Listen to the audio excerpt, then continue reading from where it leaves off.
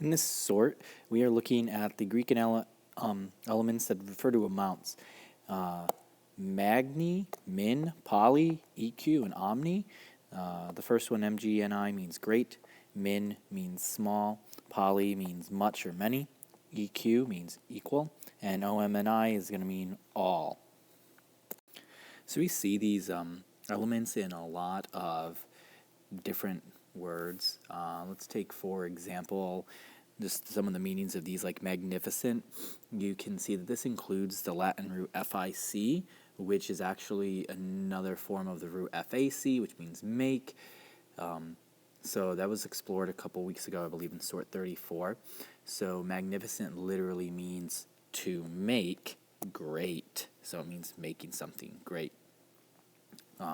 You can see words like polysyllabic. Think about like a syllable of a word. Poly means much or many. Specifically, this word means generally a word that has 3 or more syllables. You may be familiar with the word polygon. Polygon. The gon, which means angle. And so the poly means like many angles. Polygon, it's generally just a shape that is closed and has straight edges.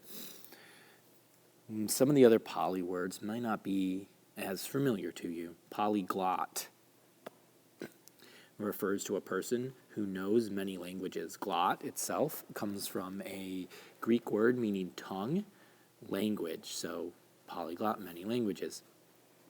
EQ used for it, pretty straightforward as well. You have the word unequal with the prefix un, and then EQU, so you're thinking not equal. Okay. Maybe you look at the word equator and think like equal. Well, equator, oh, that's the line on the globe that goes right around the middle and splits the earth into 2 equal pieces. There's actually a word that's equatorial, where you put an IAL on the end, and that just means something that has to do with characterizing the equator. An equation has to do with things being equal. That's right here. You have equivalent, and 2 things might be equal if they are equivalent. Equilateral. Lateral means like line. So if you're talking about equal lines, it's generally when you talk about shapes, it's an equilateral shape if all the sides are the same. Sometimes when we look at a problem, we look for like an equitable solution. What does that mean? Oh, it means something that's like even, fair. This one here's a tough one. Equanimity. That means someone who literally is like even-tempered. So they have equal tempers. So someone who's generally calm and even-tempered is someone who possesses equanimity. The ending part here, anonymity,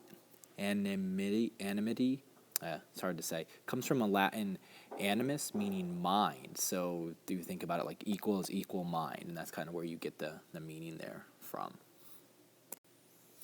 Omni, I think the easiest way to think about omni is the word you've probably heard before, omnivore. Right here, I think of, I know what a carnivore and an herbivore is, and an omnivore is someone who eats both meat and plants. So that's like all, like, oh, you eat everything, you're an omnivore, right? So like if you think about the word science, that might give you a hint to another word. So science comes from the Latin word meaning to know. So if you look at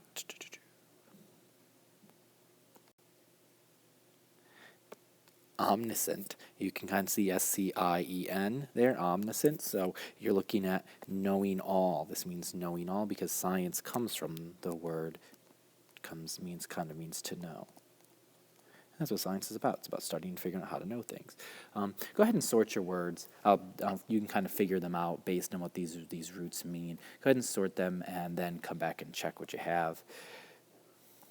Here is where your word should fall in the columns. Your EQU column's a little bit bigger than the rest. And so that is your sort on these roots: Magni, MIN, POLY, EQU, and OMNI.